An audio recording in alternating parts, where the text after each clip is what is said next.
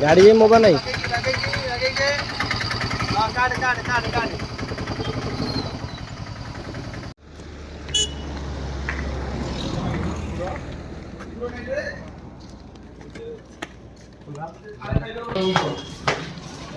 टाकी जीव आम हनुमान टाकी नगा टांगीटा तो भल टांगीटा ये टांकी रेडी आमर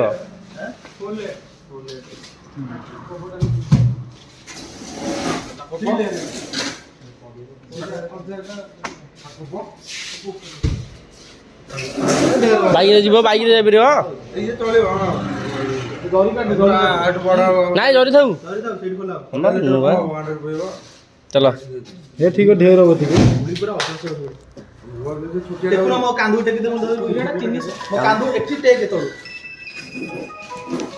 कांधर नहीं पारू शाबाश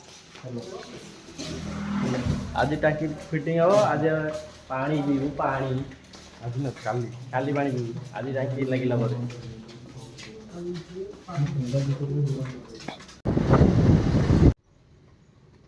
दे ना अरे इटा लॉक केन हो इटा आरे जाइतल ये बुलिया को होला भाई मते एठी ती दरकार ग्रुप माने ये खाली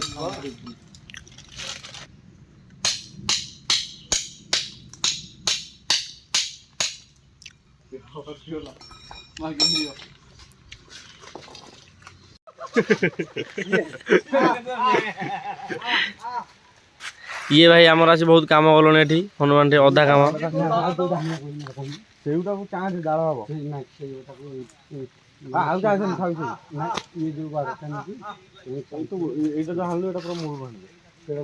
ना ना मूल था डालाटा बसा सुविधा जावास सुविधा हो मुंड बाजू कि बुद्धि देख लो यार भाई खाली गछ पतर हाणी ए जाल कौन करदे ये अधिक भाई ना ये आम फिटिंग कर शिखु बिकी गोटे छुआ को बचैला उद्धार कला भाई आम गोटे छुआ को उद्धार कला आज अगस्ट 15 गांधी जी की पैसा देवे ता माँ ठू छुआ को अलग कर खाइब बोलिया बहीला एत लोक बोलिया भाषा भाषा कौच सब किसी कौच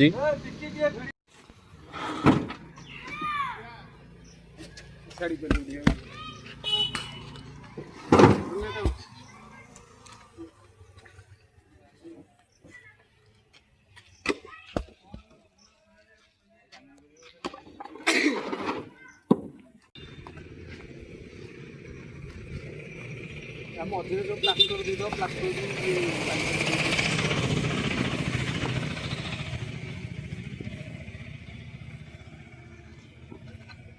जिते पाखापाखि तो कौन सीमेंट खाइब मन रखता 400 कर मैंने बेसी सीमेंट खाइब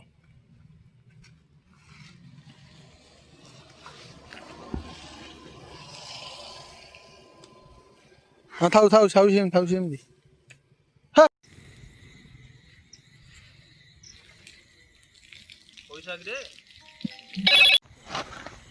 आमर राति पूरा छिनछतर काम चलती ये पूरा ढल रास्ता ढल कर आम गवर्नमेंट कमटा आई भाई ये आम लेबर सब गोटे गोटे स्टेशन सब लेबर बोईक आनीचु सब लेबर से चल चल चल ये लेबर ये गोटे ये सब आई आम स्टेशन रू धरा आई केवल नंबर 1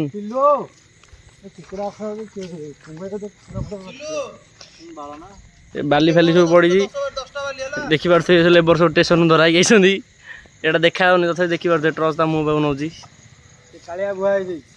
तू तो कम गोराटा नुह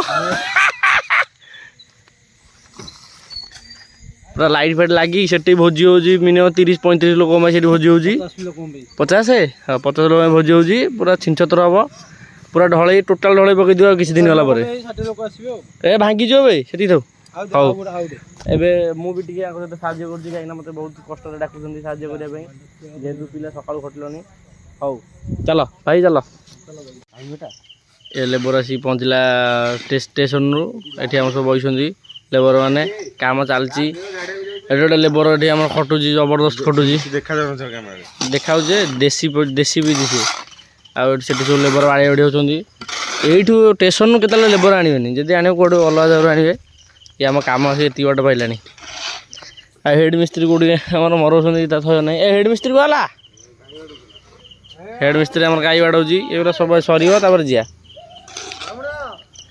ତାପରେ ଆଉ ବୋଧେ ଲାଗୁଛି ବ୍ଲକ୍ କରିହେବନି, କାହିଁକିନା ରାତି 1 ସାଢ଼େ 1 ହେଇଗଲାଣି।